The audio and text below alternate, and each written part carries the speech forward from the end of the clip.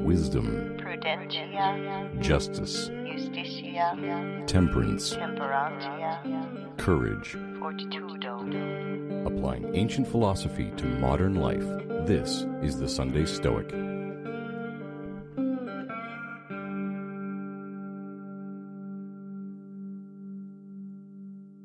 Welcome to the Sunday Stoic Podcast. We have made our way through the major Stoics, from Zeno through Marcus Aurelius, and today I'm going to do something completely different. Rather than read and break something down, I'm going to take inspiration from the writings of Montaigne, a French philosopher who really liked Seneca, and he read a lot. He read a lot of different philosophies, and he has a lot to say, and I recommend you check out his essays. And I'm going to do an excerpt from an essay entitled "To Philosophize is Learn How to Die." I was inspired by reading this. He talks about how often they send their prisoners to be executed at the scene of their crimes, and along the way there, they take them past fair mansions and ply them with good cheer, as much as you like. And he's comparing the march to your execution to the path of life. And this is very Seneca of him. The idea that if you are just fearing the end of your journey, you know you're going to die at the end of this journey, then it's going to be impossible to enjoy the sights you see along the way. And that becomes far more evident, far more pertinent, far more tactile if you think about being led to your death and someone showing you all the beautiful sights along the way, knowing that in 5 minutes your head will be in the guillotine. How hard would it be to smell the flowers, to enjoy the scenery, to watch the birds, and so on and so forth, knowing that you were moments away from the end. But if you can stop fearing death, that's a tall order, right? But if we could push that fear away and say, this is nonsense, there's nothing to fear here, then we can enjoy life.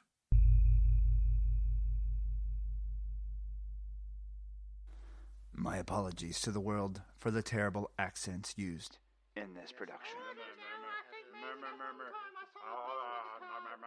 Shh, shh, shh. Will the defendant please rise?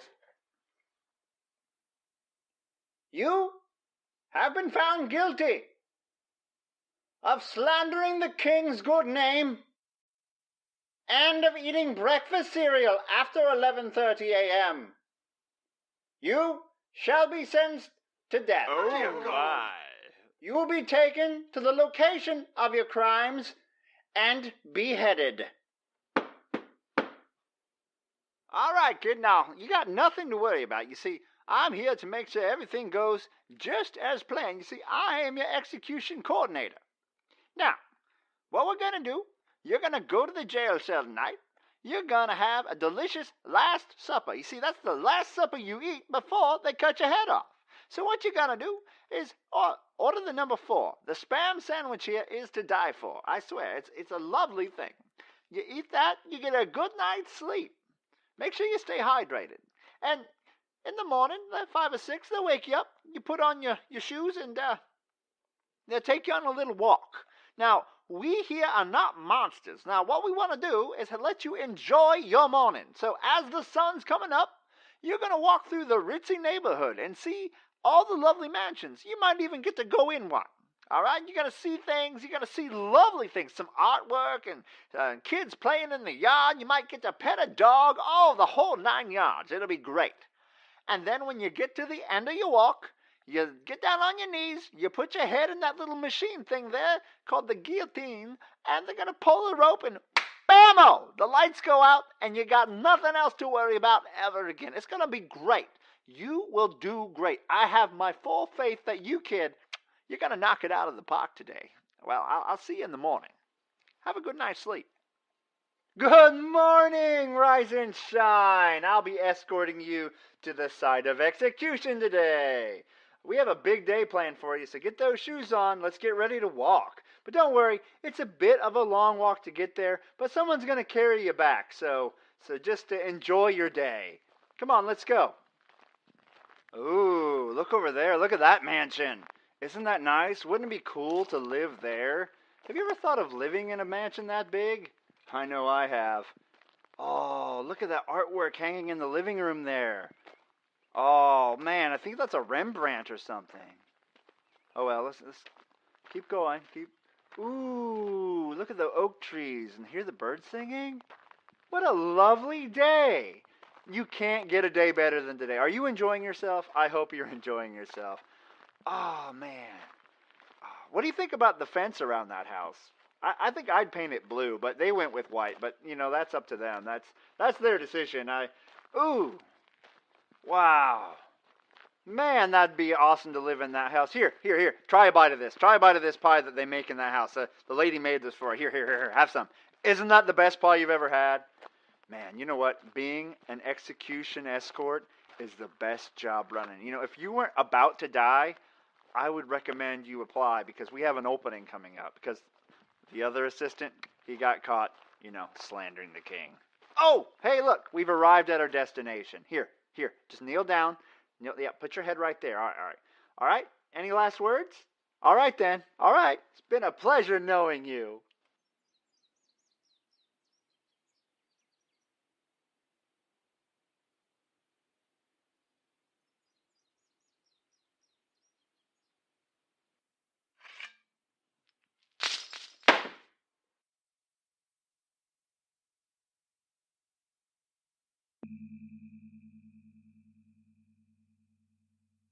So our prisoner has been sentenced to death and told to eat his last supper, to have a good night's sleep. And the next day, they're marched along down a gravel road past many mansions full of beautiful works of art to admire.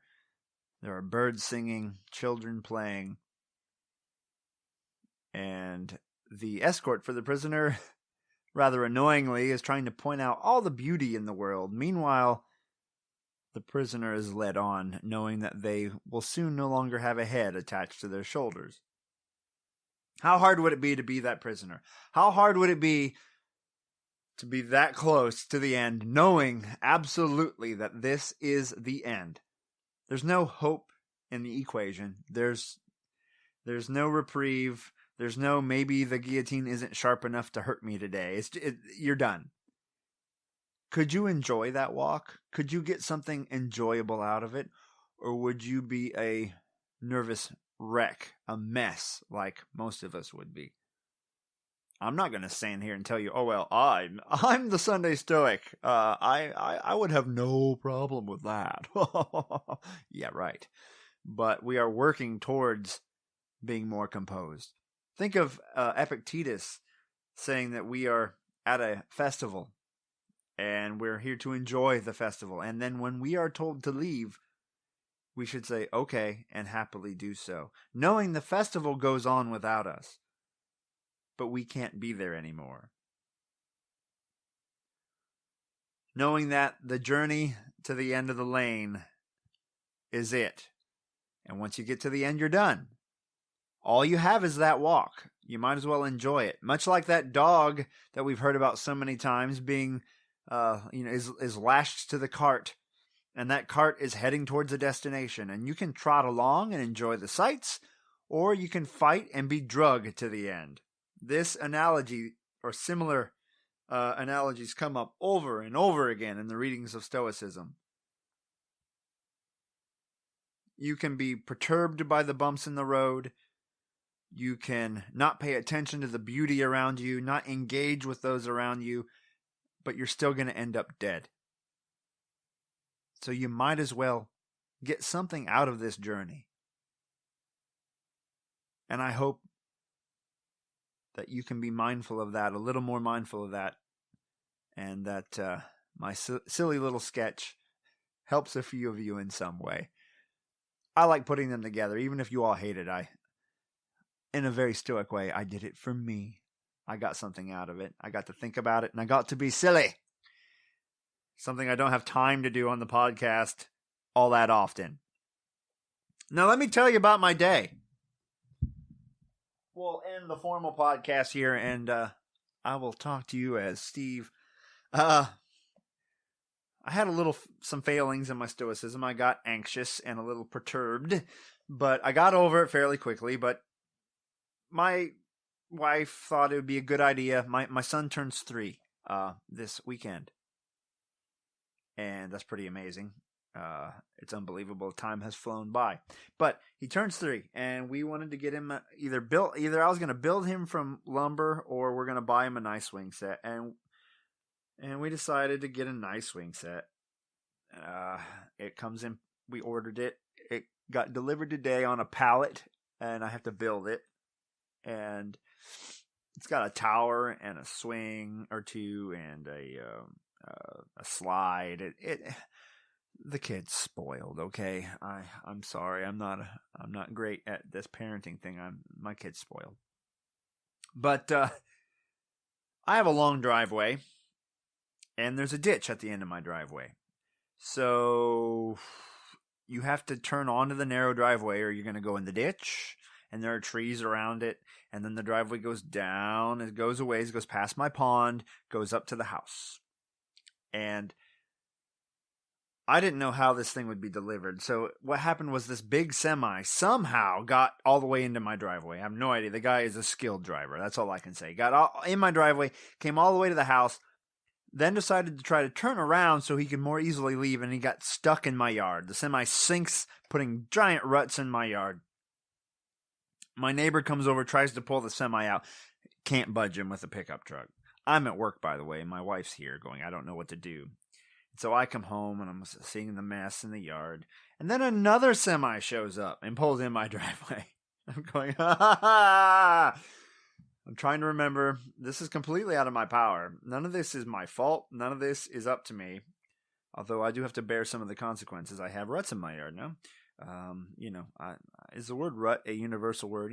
Where the wheels made deep tracks and sank into my yard.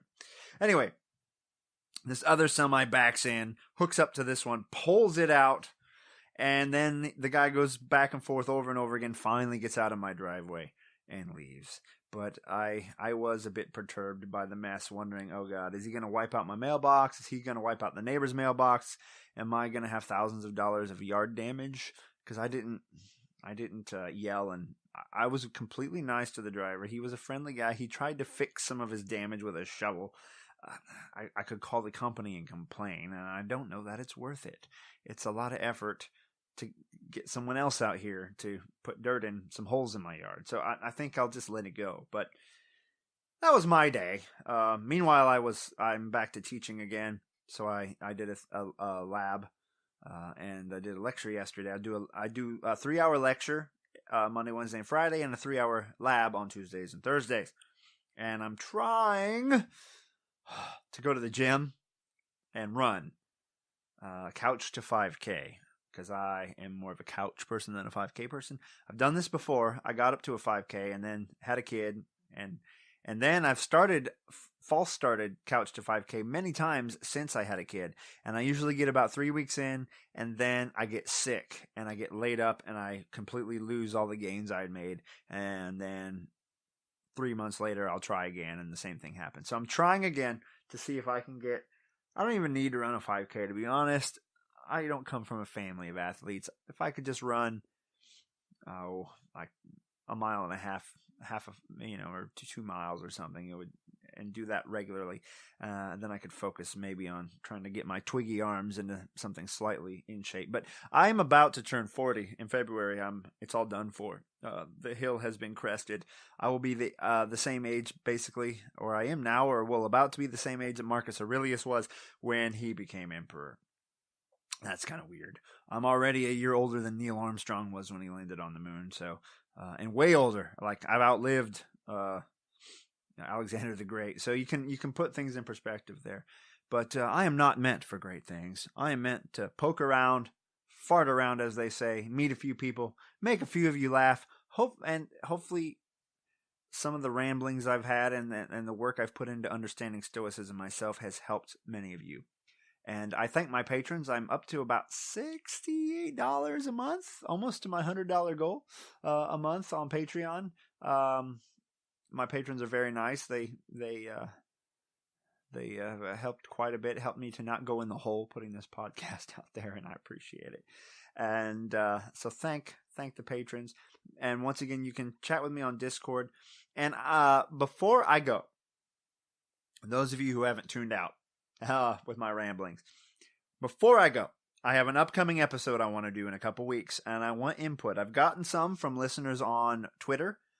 You can follow me, Sunday Stoic, on Twitter, and on my Facebook page. I've gotten some feedback there, as well as from patrons. And this was an idea of one of my patrons. We complain sometimes about how much time we waste with technology. And we do. I mean, I do. Oh, what's on Facebook? What's on this? What's on that? I've really limited a lot of my social media, but I still spend too much time on the screen and not enough time to engage with, my kid, for example. It's disgusting. If I were able to watch a video of what I did in the evening, I'd slap myself. Put that damn thing down, play with your kid. What the hell's wrong with you? Right? That's what Grandpa would say. But anyway, we know that it's a negative in many ways, but technology has also benefits that can help us study philosophy to live better lives. What are ways that you use technology to be a better Stoic, to live a more fulfilled life? Even if it doesn't have to do with Stoicism. Tell me how you use it, what way you use it, and what the platforms are that you use. And we'll share that with the audience. And if you want, rather than write to me, send me an audio clip. You can do that and email it to sundaystoic@gmail.com. You could also leave me a voicemail. The phone number is at the end of the episode. Ian, with the best voice in the business there, will tell you about my phone number and other contact information. So check it out. Let me know, how do you use technology to be a better person? Have a great week. Thank you so much for listening, and Carpe Diem. Thank you for listening to The Sunday Stoic. If you enjoyed the show, please subscribe, rate, and review The Sunday Stoic on iTunes. Become a member of the Sunday Stoic team, earn rewards, and be an integral part of the show by becoming a patron at www.patreon.com/SundayStoic. Contact the show by emailing sundaystoic@gmail.com or by leaving a voicemail at 501-503-3132. To find out more, visit www.sundaystoicpodcast.com. And as Steve always says, Carpe Diem.